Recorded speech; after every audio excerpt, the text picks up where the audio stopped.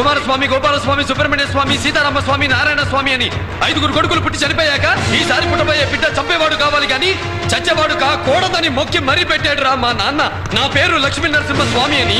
Place నువ్వు చెప్పినా సరే, నన్ను చెప్పమన్నా సరే, టైం నువ్వు చెప్పినా సరే, నన్ను చెప్పమన్నా సరే, ఎప్పుడైనా సరే, ఎక్కడైనా సరే, కత్తులతో కాదురా, కంటి చూపుతో చంపేస్తా. పదవి చూసుకుని నీకు పొగరేమో, బై బర్త్ నా డిఎన్ఏకే పొగరెక్కువ.